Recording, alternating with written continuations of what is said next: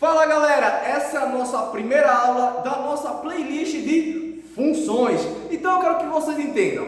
Nessa primeira aula a gente vai falar sobre definição de função, seus conceitos básicos relacionados à função e as condições de ser uma função ou não. Eu quero que vocês entendam que esse assunto aqui, ele é muito importante. Talvez você não entenda a função do primeiro grau, do segundo grau, exponencial, logarítmica, porque não entendeu o que é uma função. Então vem comigo que eu vou te ajudar a dizer e definir essa função e você agora vai começar a pensar melhor e ver de uma outra maneira. Vamos lá. Começando, funções. Para definir uma função, a gente diz o seguinte: a função ela é uma lei, certo? Então, se ela é uma lei, tem que ser seguida.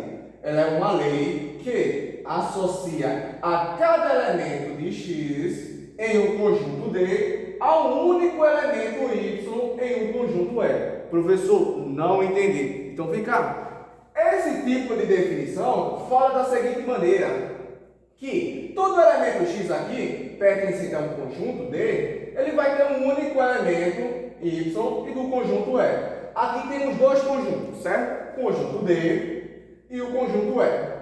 E eu quero que vocês entendam que esses elementos aqui que estão no conjunto D são os valores de x.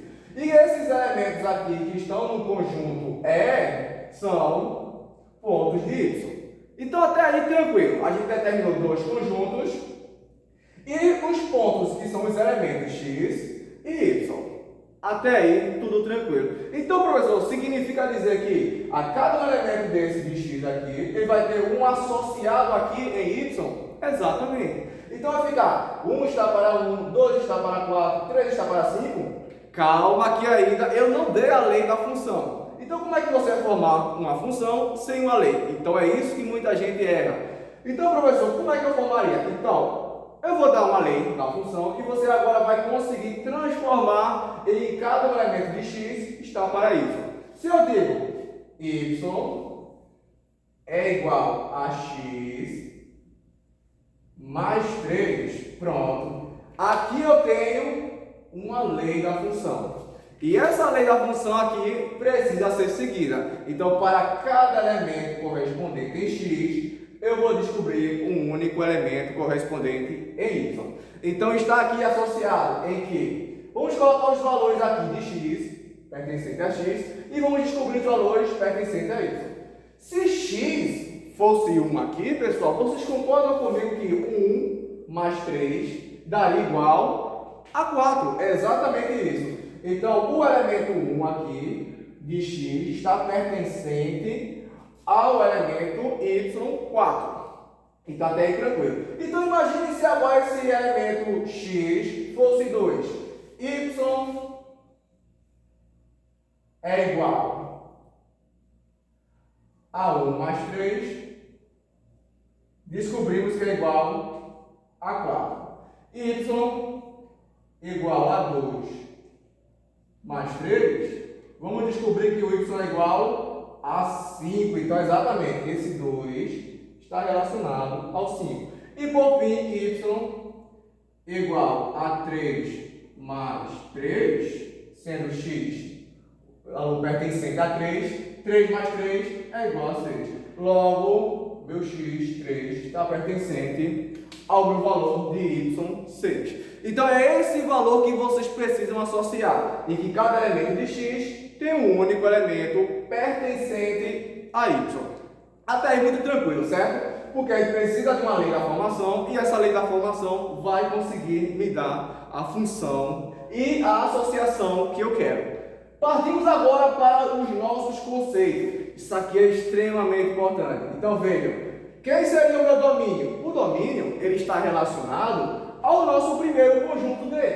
E quem é o nosso primeiro conjunto D?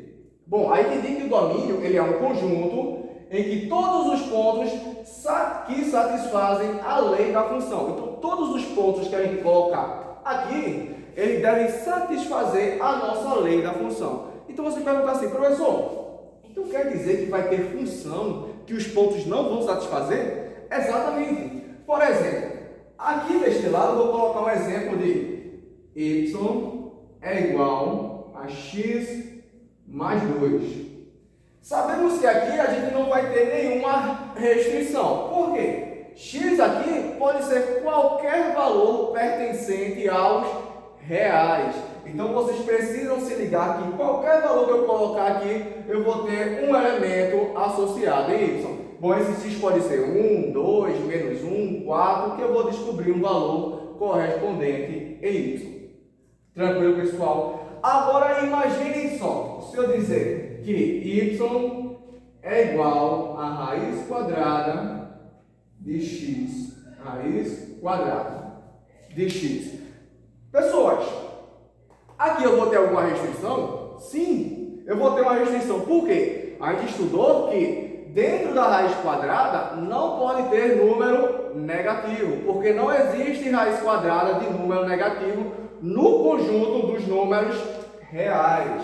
Então, no conjunto dos números reais, não existe raiz de número negativo. Então, imagine colocar aqui no nosso x o valor de menos 1. Bom, esse ponto satisfaz? Não. Então, ele não pertence ao meu domínio. Então, os pontos que não satisfazem, então quer dizer aqui que o valor de x, ele pertence aos reais, só que x, tal que o meu valor de x, ele precisa ser exatamente maior ou igual a zero. Ele não pode ser menor que zero, já que não existe número negativo. Então, essa é a nossa condição do nosso domínio. Agora temos o nosso contradomínio. O nosso contradomínio, ele apresenta todas as imagens. Então, é o conjunto que estávamos representando aqui, e que esse conjunto ele vai apresentar todos os valores da imagem. Só que eu quero que vocês prestem atenção. O conjunto do contradomínio são todos esses elementos aqui, certo? 1, 4, 5 e 6.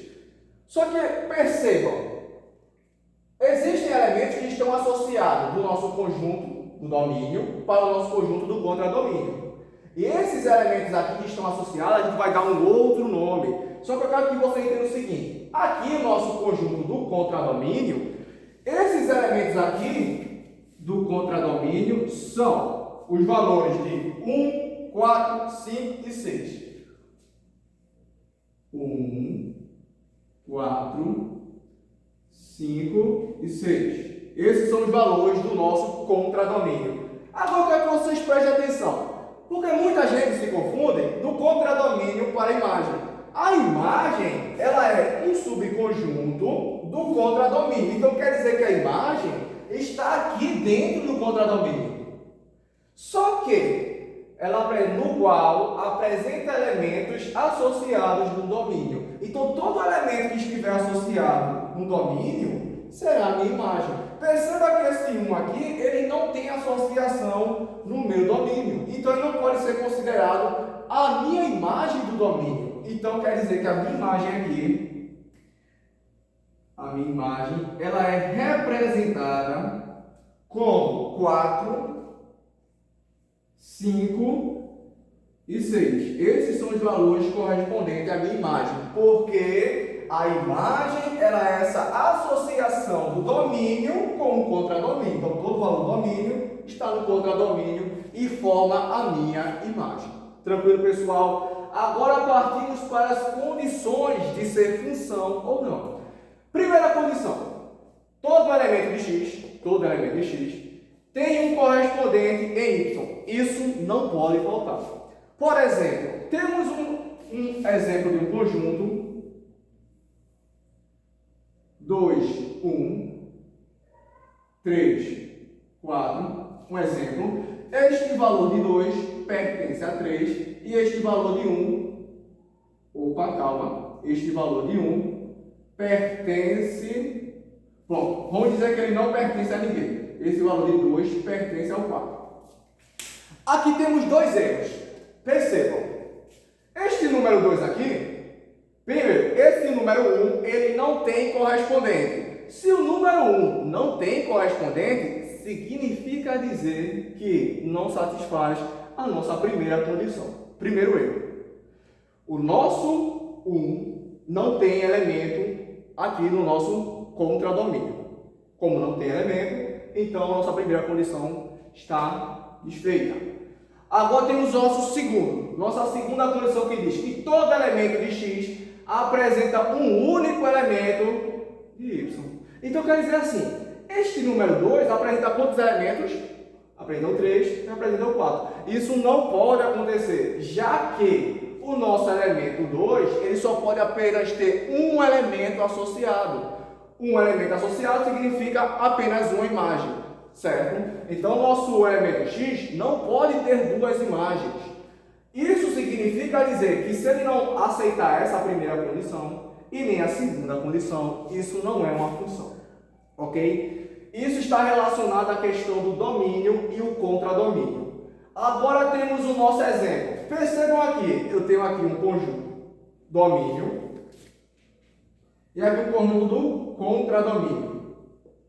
No conjunto domínio, temos 1, 0 e menos 1. E aqui no contradomínio, 1, 0 e menos 1 também. Aqui, o f de x, muita gente pode se confundir. O que é o f de x? O f de x representa em função do x. É aquele famoso dizer que f de x também pode ser representado como y. Então, ou você vai encontrar f de x ou y. Aqui temos a função que f de x é igual a x. A nossa lei da função é essa. Então, peraí, quer dizer que todo elemento de x é igual a todo elemento de y. Então, perceba que aqui era só fazer a ligação de 1 para 1, 0 para 0 e menos 1 para menos 1. Professor, isso daí estava muito fácil. Então, perceba se eu colocar no elevado a 2. Será que muda alguma coisa? Então, vamos pensar. Aqui está dizendo que f de x é igual a x elevado a 2. Então, o que eu vou fazer? Vou pegar todos os elementos de x e vou elevar a 2. E vou descobrir se tem resultado aqui na minha imagem. Então, eu vou fazer. Bom, se eu pego 1 e elevo a 2, vai ficar f de x. No caso do f de x aqui, nosso valor vai ser 1, f de 1, é igual a 1 ao quadrado. Sabemos que 1 ao quadrado é igual a 1. Então, o elemento 1 está associado ao elemento 1. f de 0 é igual a 0 ao quadrado. 0 ao quadrado é igual a 0. Então, o elemento 0 está representado em 0. f de menos 1, ou seja, x vai ser ao quadrado, vai ser menos 1 ao quadrado. E sabemos que o valor que está negativo elevado ao quadrado, ele é igual a um valor positivo. Por que, professor? Porque menos 1 vezes menos 1, duas vezes, é igual. 1 vezes 1 é igual a 1. Menos com menos é mais. Então, deu valor positivo. Então, quer dizer que o valor de menos 1 também foi igual a 1. Professor, isso pode acontecer? Vamos ver. Todo elemento de x tem um correspondente y. Esse aqui tem, esse aqui tem, esse aqui tem. Então, quer dizer que está valendo. Mas esse daqui, professor, está associado a 1 também. Isso pode? Pode. Porque percebam o seguinte, não pode sair duas setinhas de um valor de x. Mas de um único elemento de y aqui, pode ter duas setinhas chegando. Mas nunca as duas setinhas saindo, certo? Por isso que esse elemento aqui é considerado sim uma função. E todo x apresenta um único elemento y. Esse aqui apresenta o elemento y, apenas uma única imagem e uma única imagem. Então quer dizer que correspondem sim a uma função. Então, galera, essa foi a nossa primeira aula sobre funções, definição, conceitos e condições de ser uma função ou não. Espero que tenham compreendido.